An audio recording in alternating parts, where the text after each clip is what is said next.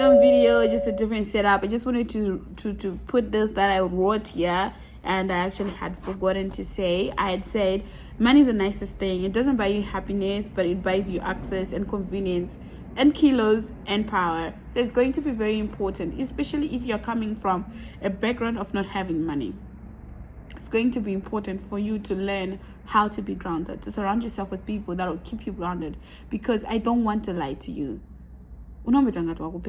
If you have money from a point of not having money, like for me, I don't want to lie to you. When I started making money was on attachment, and I was making about between $500 to $800 every month, and kumbakwedu rent was $20, and the badari. So you can understand the change that happened then. Now imagine now after articles I'm making 10 times that, and my family's socioeconomic status didn't really quite change. So you can understand how that can make you crazy. It can make you just go haywire. So you just need to be careful, and also just do not leave God, because God's law will always protect you and will always make sure that you give you a compass to do the right thing in all the places. But you experience power dynamics. Now you're no longer a child, because now you're the heir of the family.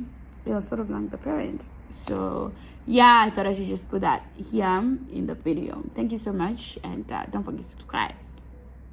Hello and welcome to my channel. Today we are talking about money, and if you're going to talk about money, you have to look the part so that people believe you. You have to look like you have money. Otherwise, why are you talking about money when you're just a peasant?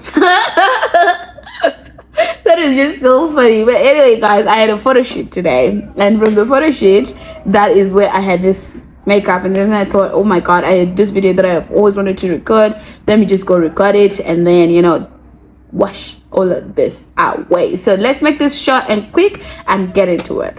Hello and welcome to my channel. My name is Mochi Famba. As you can tell from the channel's name, I am a chartered accountant living and working in Zimbabwe. I make content about finance, careers, and travel, and this month is money month, so we are talking a lot about money. And next month we'll be back to careers, and I've just a little over 2 years post qualification experience as a chartered accountant, so I thought I should just do this quick video.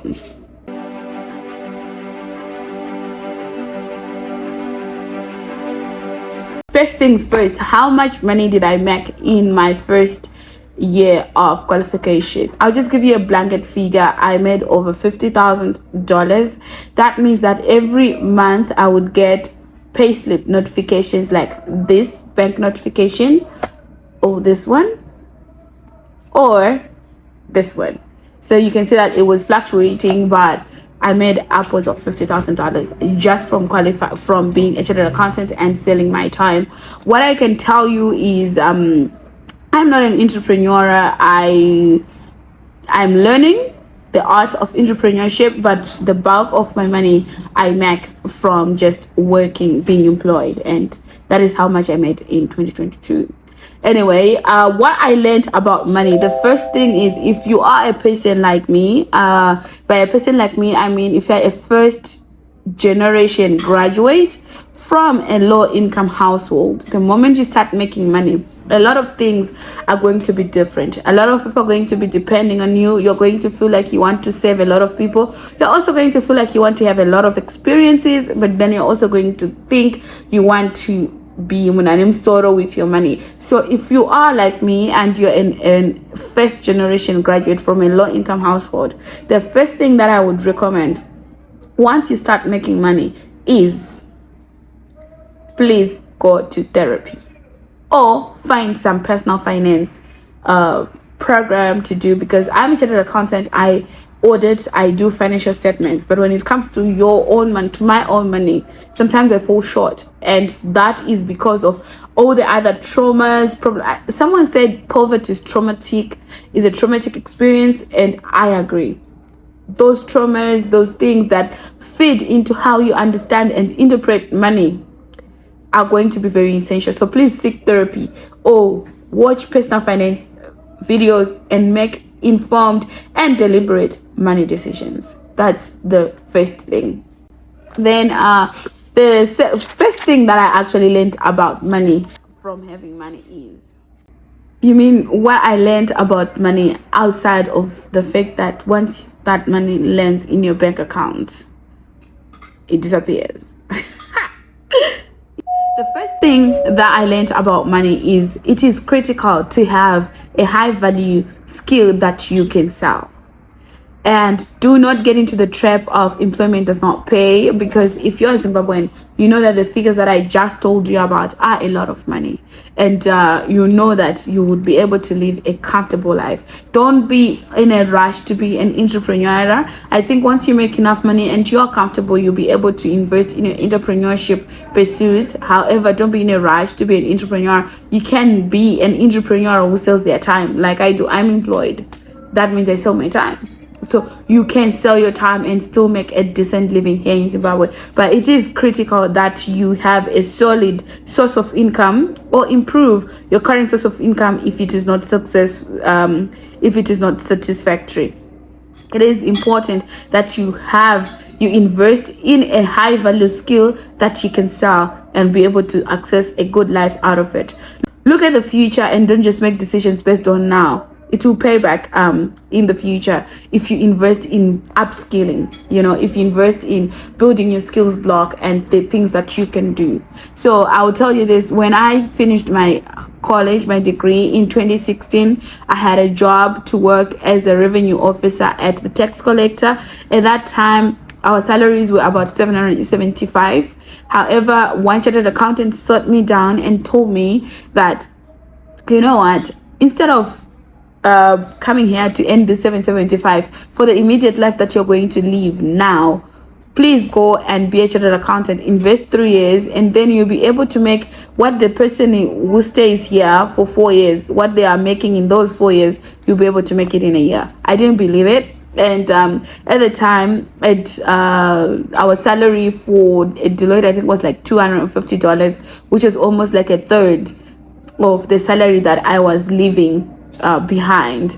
And it was very hard to comprehend, but now I do. I don't think that if I stayed at the tax collector, I would have made as much money in 1 year as I did in my first year post qualification. And I think that is where I'm talking about invest in a high value skill. Sometimes it involves sacrificing today to take care of tomorrow.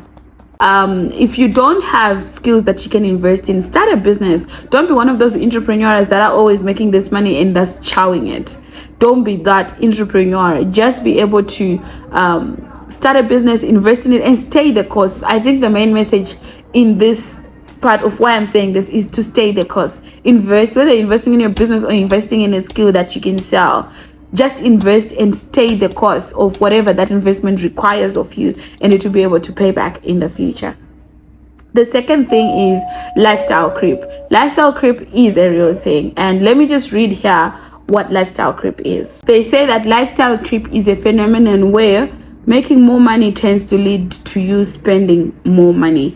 Investopedia described lifestyle creep as: lifestyle creep refers to the phenomenon where discretionary consumption increases on non-essential items as the standard of living improves. With lifestyle creep, luxury goods and discretionary spending become perceived as a right to have and not a choice, as a necessity versus a want. What do you mean? Before you have money, I'll tell you this. Before I had money, when I was doing my articles, I remember at some point my salary was like $160, and I could deal with that $160. Well, I just said it was $250 before, but when inflation hit and everything happened, at some point it was $160, and I was paying rent for like $50.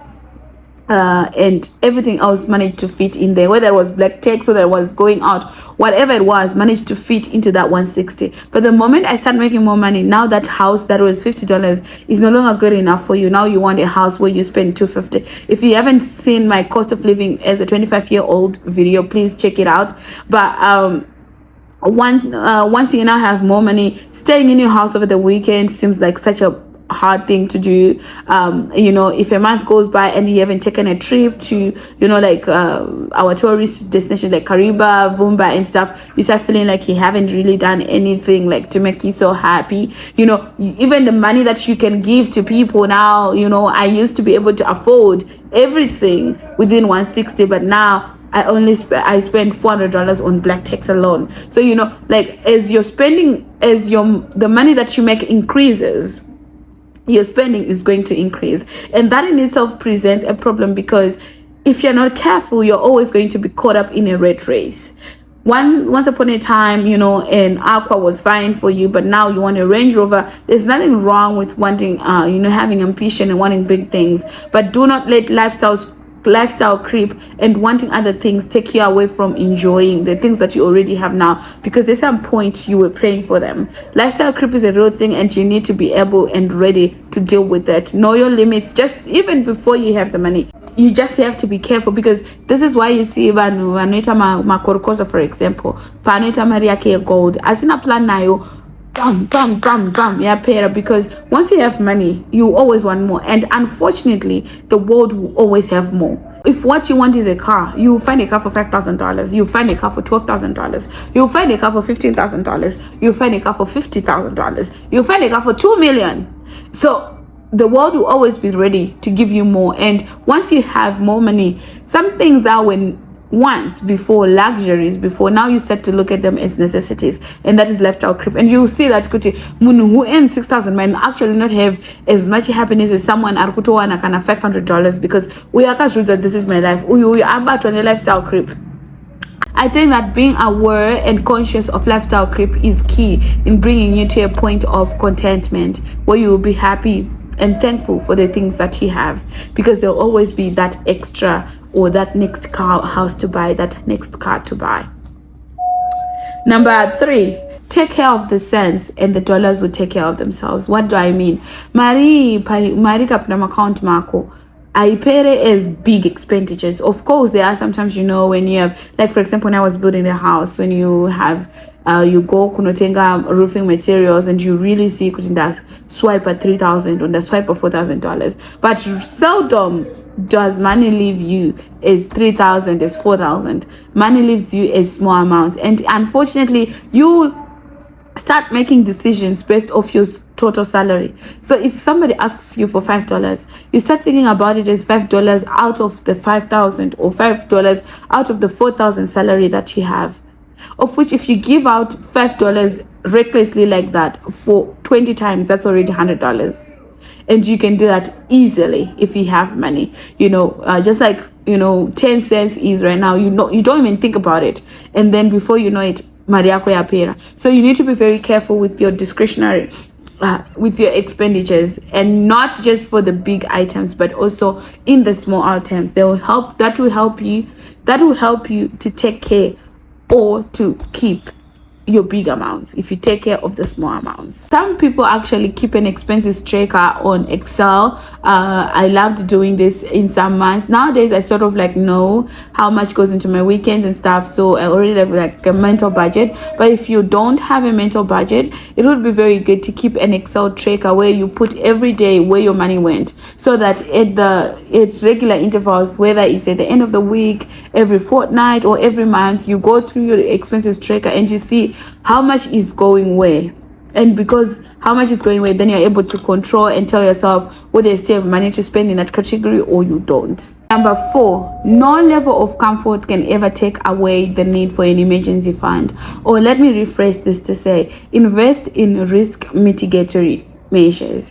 For some people that sell their time, for example, like me, you need to have a risk mitigatory measure that says, what happens if you get sick for a whole month? What happens if all of a sudden you lose your sight? What happens if you are not able to make the money that you're making? So number 1, you need to have an emergency fund. Save for at least 6 months out. I didn't do it because I thought I had bigger problems, like I was building the house and everything, but you never know. I lost my job at some point. Well, it was way after the first year.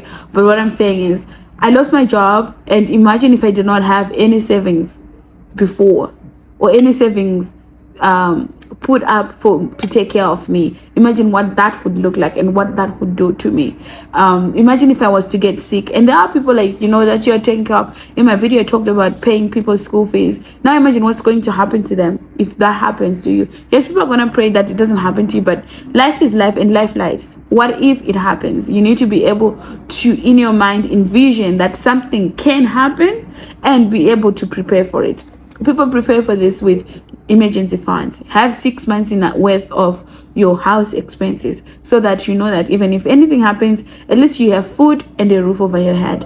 Some people invest in life insurance policies where they say, if something's to happen to me, at least the people that I'm taking care of are not going to go back to zero. They're going to have a plan for them in place that will be able to take care of them for however long they might need. Some people invest in diversification, where it's not just now about me being smart and being able to sell my time. I start a business, I buy trucks, I buy ice makers, or whatever it is that I then end up doing, to diversify the risk out of, if you become blind today, what happens to you and how do you live? And some people marry rich. It's a diversification method. But I'm just saying, you just need to be aware of it at the back of your mind, that just because you're making so much money today doesn't mean that you're always going to be able to make that money. You always have to have an emergency fund, and you always have to have a risk mitigation plan. You can never run away from it. If you are, like, for example, you are an MC, what happens if you lose your voice?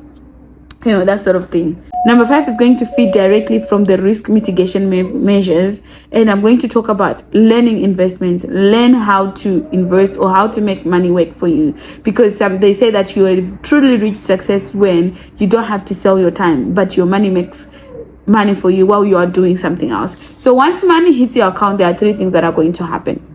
You're either going to spend it, which is most likely. Mari I need to kujiga. $1,000 today, to pay Mari I need to kujiga. So either you're going to spend it, number 1, or number 2, you're going to save it. If you save it, especially in our Zimbabwean accounts, the interest rate might not be as high as the inflation rate, because you do know that the US dollar has an inflation rate right now.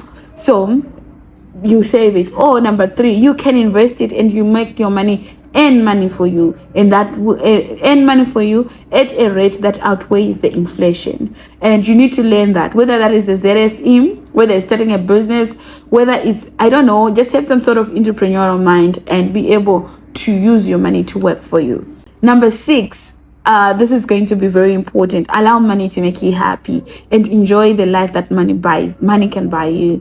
Guys, they say that money cannot buy happiness. But it buys a lot of things that can afford you happiness, or that can help you in finding happiness. Allow money to be able to buy you experiences. Invest in experiences. There are people that I know who have made so much money, but who cannot even buy themselves a drink, who cannot take themselves out for just a nice meal, who come back from work and do a whole bucket of laundry, when you can buy a washing machine, when you can order in, when you can go to Vumba, when you can go to Vic Falls, when you can have all these other experiences. I think God gives you that money to use as you see fit, and as long as what you're doing is within the confines of what you think God wants you to do, whether it's taking care of others or whatever it is, I think it's very okay to enjoy the comfort that come with having money, because God has given you that blessing. Make sure, baby girl or brother, enjoy that money. Enjoy the convenience and the comfort that comes with having money. Please do that. I allow money to buy me the convenience, of course, within the confines of being able to then have enough to invest, enough to have an emergency fund, and enough to do what I do believe is my God-given purpose. Don't let saving for tomorrow or fixing the mistakes of yesterday keep you away from living the life that you want to live. Saving for tomorrow, we all know what saving for tomorrow is. Tomorrow, and then you don't enjoy your money. Or fixing the mistakes of yesterday, like black tax and everything, keep you away from living a life of convenience that money can buy you. Number 7, you manage money better when you have a plan for it. I noticed this when I was building the house. Sorry, if you haven't watched the building the house video, please, I will link it somewhere, or I don't know, but there is a video of building the house on my channel. But what I just want to say is you use your money better if you have a plan for it. My account market if you have $4,000 and you don't really have a solid plan of what you want to use it for. What happens is there are a lot of things that need money. So you have your money and spend it on things that are probably not essential or that don't rank as important and urgent, and then you're going to then realize that you no longer have money, and yet you have urgent and important things that you could have done or that you needed to do, and now you don't have money. So what used to happen is, as soon as my salary reflected, I would then that day go buy roofing materials, go buy tiles, go buy what that I needed to buy that day or that same weekend, so that by the time I'm on the other side of the week, Marianda said, and I can then use my discretion to spend it. But then when you are spending it, you know that you have already done the big ticket items and they are done. Not kutu no pay jamari on frivolous things and then the big ticket things are not done. Number 8, please lend money to close people at your own risk and set boundaries for what you can give. They say that Maria unukwansangopa moon is Maria already prepared to lose. Because sometimes, especially when it comes to giving money to friends and relatives, sometimes you fail to recover that money, and in the process you will lose both the relative and the money. So especially if you're a first generation graduate from a low income household, you will have a lot of people needing and asking for things from you. Set boundaries. How much can you give in a month comfortably that does not derail you from building your own life? That's number 1. Number 2, how much can you, from that boundary, then see how much you can loan people and how much you can outright give people. And when it comes to hama, usape hama mari yekuti ikasadzoka unenge uri pamawani, because things happen. And you know what the funny thing is, when you have money, that's when hama have problems. Ndipo panomedza mwana ari kumvuma uko kubara, and akuda kubetserwa kufixa that problem. And at the same time, ask yourself, what would happen if I don't do this? I'll do a video on black text and you, but just be cognizant of the fact that sometimes not hama iri honest mari, and things happen to the extent that they can no longer pay you. Or sometimes no hama ya unofunga iri honest, iyo isiri honest, and things happen or do not happen, but the end of the thing, the end or the result of whatever happens is that you don't get that money. And following up mari kuhama, guys, is the waste thing. And some of them will actually be feeling entitled to that money that you have because they probably helped you at some point in your life, or I don't know, they helped your mother and your father, I don't know, but it is what it is. And so when you need to create a boundary, and just know in the back of your mind, and do not lend people money that you are not prepared to lose, because you are likely to lose both your money and your friendships or your relatives. Guys, thank you so much for staying so far into this video. I'll see you next week, where we have an important announcement of, I think the price just went up for me. The net worth just went up, and I will announce that next week. Be on the lookout for that. And thank you so much for stopping by. Don't forget to subscribe if you enjoy any of this content. I think I'll choose another month, probably around December, where we're talking about finance, not money. Finance, making budgets, savings, investing. As if I know anything about investing. I'll find someone who knows. Thank you so much for stopping by, and I'll see you in the next video.